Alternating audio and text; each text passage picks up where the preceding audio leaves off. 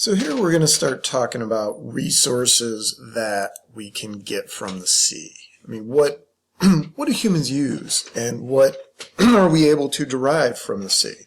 Ocean covers 2/3 of our planet, and humans from the earliest point of civilization have always accessed various resources from the sea.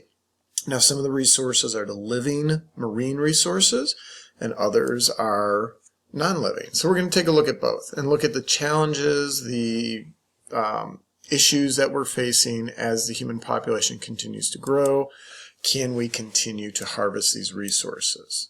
Okay, so ways we use resources from the sea. Food. Think about all the different things we eat out of the ocean. Tuna, crab, lobster, shrimp. We have how many different species of fish that we catch and harvest. We use seaweeds, we use all sorts of different marine products in forms of food. The pharmaceutical industry.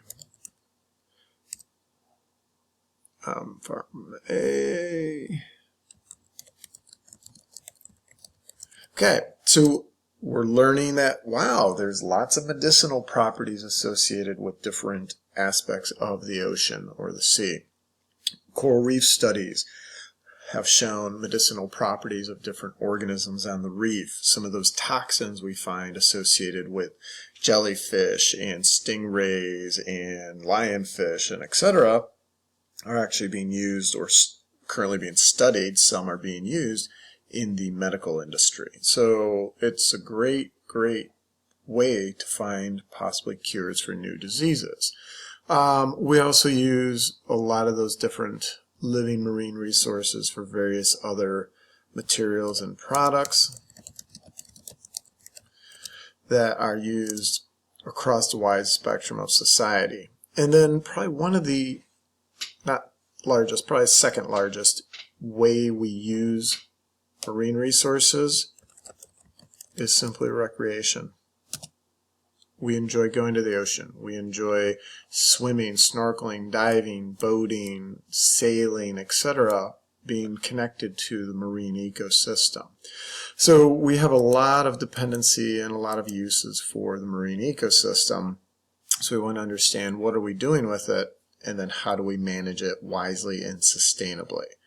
Okay, so when we look at food from the sea, when we harvest marine species for food, fin fish makes up about 90% of our worldwide harvest. So fish that have fins. So you got these big giant tuna, mackerel, salmon, etc. in that list. I mean, that's an expansive list. Grouper, snapper, hopefully lionfish, etc. make up about 90% of the worldwide harvest. So you're looking at a group of organisms that we want to understand how do we sustainably harvest these things. Next major group that we harvest when it comes to food is the shellfish. So think about all of the different mollusks and crustaceans that we harvest from the marine ecosystem. Okay, crab, lobster, shrimp, get into squid and octopus and conch and all those other things.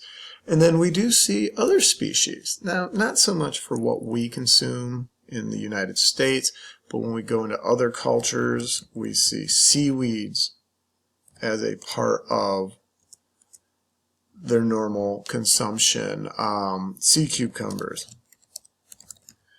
and then even things like urchins, as well as jellyfish. So it just depends on the culture. So we really have to consider the sea and the food we harvest from the sea on a global perspective, not just what one country does or one part of the world does, but globally, because we're all tapping into that same collective pool of marine organisms, because they're all in the ocean.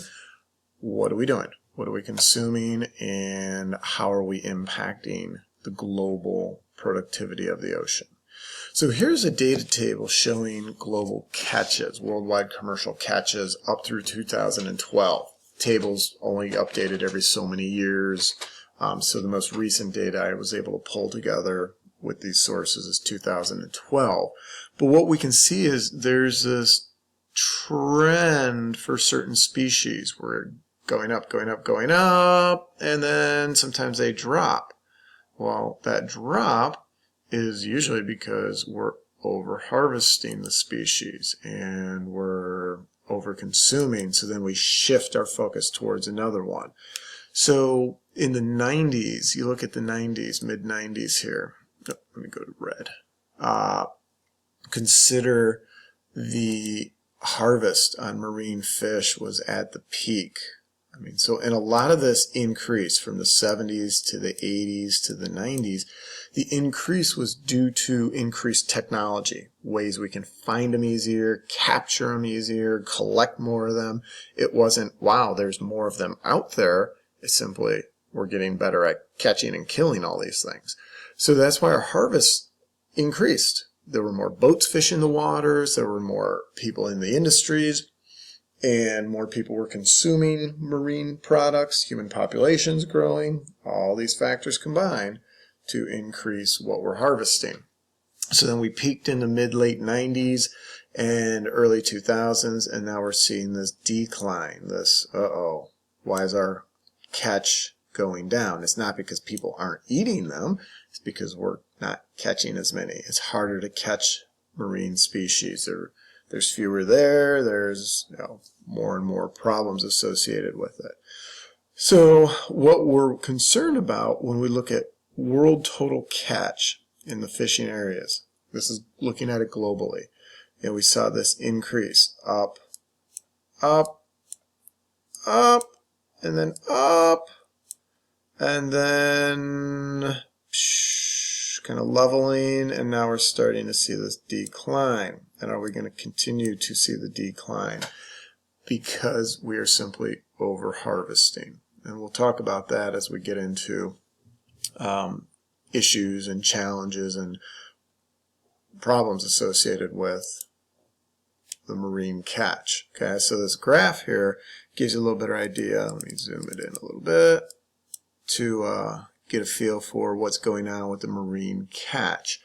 So here we are in the 70s, and what's going, we look at what's happening there. We see this increase, increase, increase. We see some ups and downs. Like I said, late 90s, we dipped a little bit of an increase, but now we're starting to trickle down again as we get into 2012, 13, 15, etc. Part of the trickle down is a balancing act. We're increasing world marine aquaculture production, so we're farm raising things, so we don't have to rely on the ocean as much. But also part of it is due to a decline in marine resources. That is the biggest concern. What's happening to the marine resources out there? And 20 years ago, pollock was not something people would really consider eating. Ugh, bottom fits, ugly, nasty, dirty fish. Why would we eat it? Today, major harvest, because some of those other fish are not available. Consider tuna, swordfish, those big, big top-level species. Many of them have been overfished. Some of them overfished to a point where the industry is no longer viable. The cod industry in the Atlantic pretty much has collapsed because of overfishing. All right, so these are things we're going to take a look at.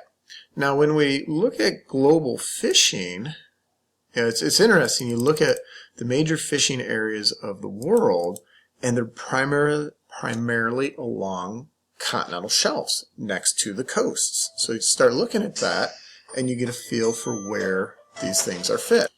So again, you get a feel for where these things are fished, and you look and again, primarily it's along continental shelves. That's the highest productivity part of the marine ecosystem. Open ocean, there's not much out there. I mean, there's very minimal producer base out here in the open ocean. So you start looking at, oh, well, why aren't we catching fish out here? Because there's no producer base. So you can't have fish without producers. You need algae, you need the dinoflagellates, you need the plankton, you need all that little stuff running photosynthesis to then feed the zooplankton, which then feeds the little fish and the bigger fish and all the way up the food chain. That's why we don't see that out here. But again, you go along the continental shelves, look at all this area where the water is relatively shallow compared to open ocean, and that's why these areas are where you get your major marine fisheries, because that's where the productivity is at. Now, looking at what type of fish, here's our examples of kind of the most important ones, and this is changing. This varies based upon region. This also varies based upon harvest and productivity and things like that. But we look at certain groups of fish are by far major players in what's commercially important globally. Some of these we're identifying as, wow, we need to find alternative ways, farm raising, etc. Others, the only place we're going to get them is in the ocean. But what I want us to think about, and we'll talk more about this as we go further into this unit or this particular chapter, is where are these fish at in the food chain? We talk about ecological role and food chains. Are these guys plankton feeders? So if you're eating plankton feeders, you're eating low on the food chain, which is a good thing. You're eating herbivores. Versus are you going for top or higher level fish that are further up in the food chain? Because remember, when you're at this level of the food chain, in order to transfer energy up to the second level, only 10% of the energy transfers. So if you eat 1 pound of fish at this level of the food chain, it took 10 pounds of producer to make it. This is your herbivore level. This is where your sardines and your herrings and your anchovies, etc. fit. If you go to the next tier in the food chain, your carnivores, that's where we would put the salmon, it takes 10 pounds of herbivores and 100 pounds of producers to give you that 1 pound of salmon fillet for dinner. So those are big things to consider when we're looking at what fish, what level of the food chain do we want to eat. Tuna, while tuna is good stuff, tuna are top level carnivores. I mean, these are major steps up in the food chain. They're usually about 4 or 5 steps up in the food chain, which means it takes thousands of pounds of producer base to support 1 pound of tuna. So not saying don't eat fish, but maybe we adjust which fish we try to consume as much of. That alone would have a major impact upon the marine ecosystem and the sustainability of it.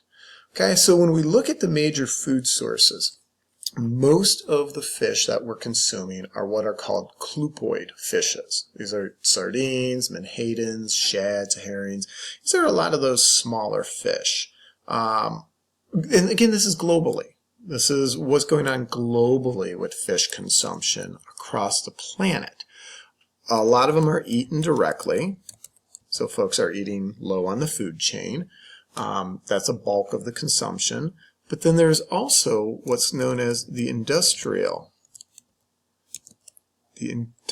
fisheries aspect of these particular fish. And these are not used for human consumption. Instead, the fish themselves are turned into a variety of different products. Different things are done with those fish, and we use them in different ways. So sometimes they're ground up as fish powder or fish flour, used in dietary supplement. Fish meal, grind it up, feed it to animals, feed it to other fish, feed it to poultry, livestock, etc. Fish oils. Think about how many people take fish oil. They go to the pharmacy and get these little tablets and take fish oil tablets. Sometimes it's used in the manufacturing of margarine. Look at your cosmetics. How many of you have cosmetics? Look at the ingredient list. Is there fish oil in there? Paints, things like that. So there's lots and lots of different ways we use these clupoid fishes and what we do with them. So again, the goal is to get more awareness of how we're using marine resources and then how we can manage these things sustainably. So we'll talk about that as we keep looking at the marine resources from the sea.